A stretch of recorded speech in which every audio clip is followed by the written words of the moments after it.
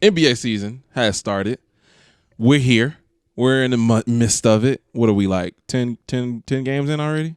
About 10, 11. 10, 11 games in. All right.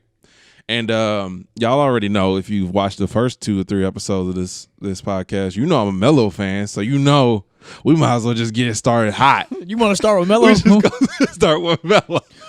We can go ahead and start with Melo. Sure. Because once I start, I know it's not going to end. It ain't going to end. First of all, let's just see what's your thoughts on his first game back.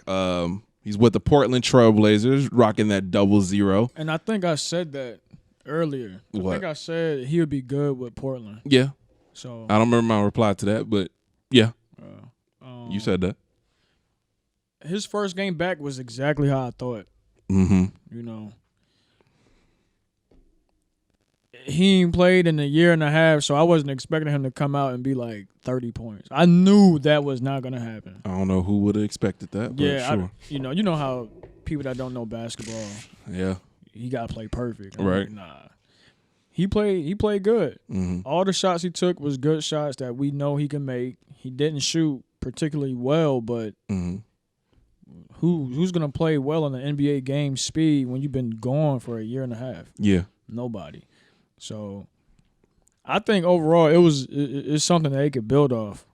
Yeah. That's how I feel about it. Like, they could definitely build off that. Melo looked good. His pull-up jump shot, it looked good. His spot-up three looked good. His post work was good. A few of the calls was missed.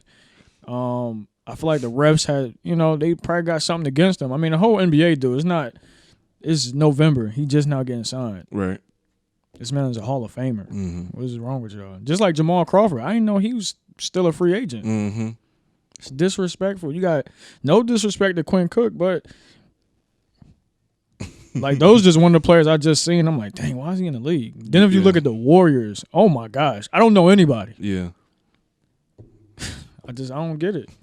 You think I should just get into my thoughts with this whole Melo thing? Yeah, I mean, I was talking about it before we was. Sure was. You was saving everything, so I want to hear what you got to say. I mean, I had nothing really written up, but I'm more mad at the little naysayers of like, oh, Melo, he looking sorry, bro. Like they just trying to find a reason not to like him. And I was like, bro, I'm not like going crazy like Melo. I'm just happy that he's back in the league. Back in the league. Nice team for the most part. I mean, I don't think. Yeah, they struggling right now. But. Yeah.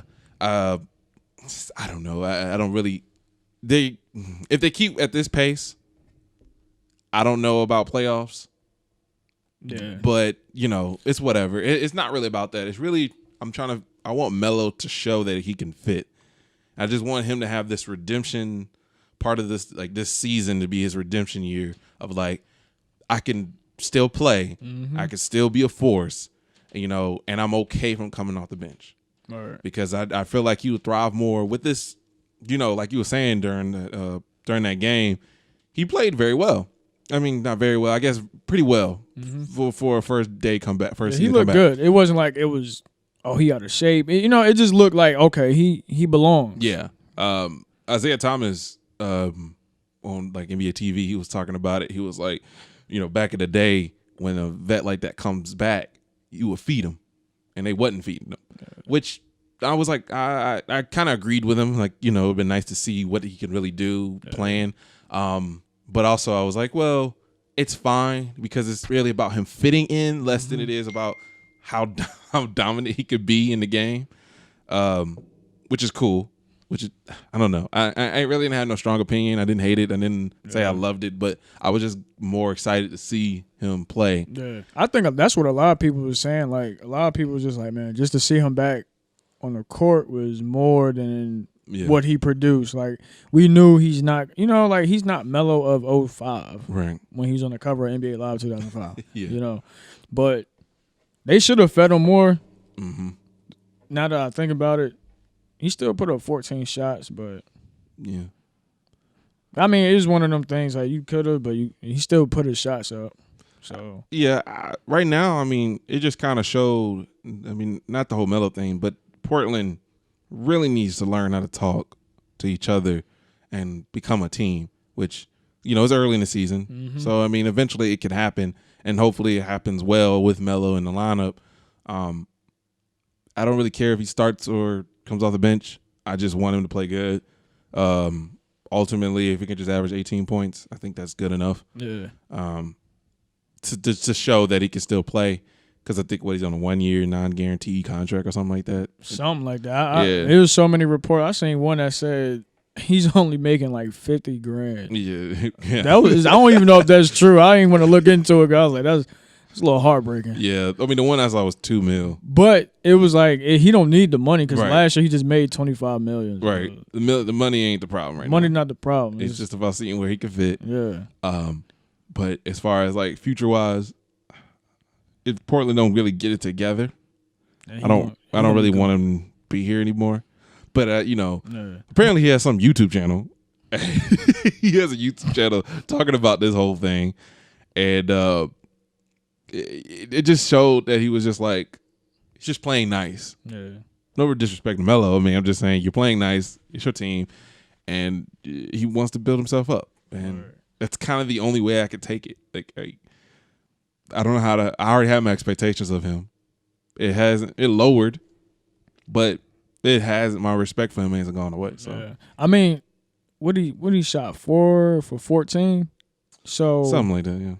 14 shots, right? Let's say he had 10 points. Mm-hmm. Let's say he make 3 more shots. Mm-hmm.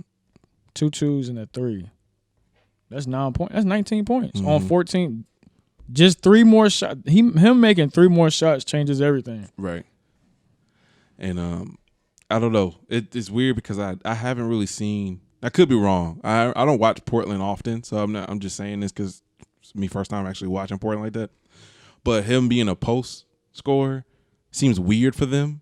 It's like they're not really prepared for that. It's like they're playing street ball, where it's like, okay, we just dump it picked down, up a yeah. guy that can post, give him the ball when we can.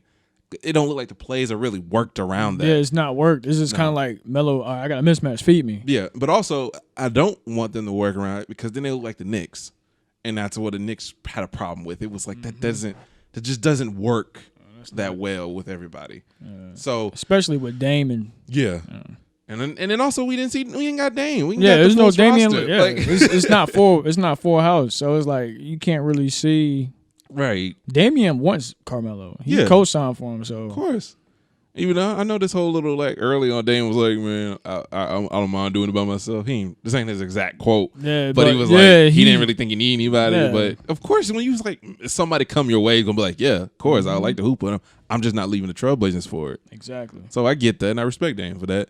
And I have a whole bunch of other thoughts about like this whole weird nobody's picking up Melo thing, and then everybody like tweets about, oh, happy he's coming back. I'm like, why none of y'all? How much power does the NBA players have on who gets picked up? Now, I'm not saying LeBron should have been like, come to the Lakers and try to force to come to the Lakers, because I don't really think. But LeBron could have reached out to somebody else. Yeah. Hey, hook Melo up. Right. And I'm not assuming that LeBron has that much power. I don't know in if the he got league. that much power. Yeah. Like, he got power on the team he on. I don't know if he got power like that. I just wish I wouldn't have known the truth about all this. It just feels like there's some weird.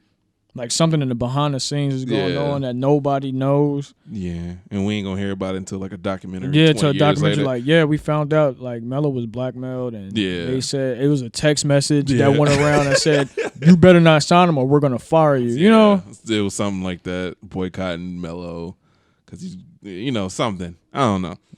But it just felt weird that everybody like wants him in the league, but nobody wants him in the league. I don't know. That's not the point. He did good. Hopefully from here on out, I don't know who they play next. I think it was the Bucks. I think they play the Bucks next. I think that's who I saw. Whatever. They play the Bucks next. That's gonna be tough.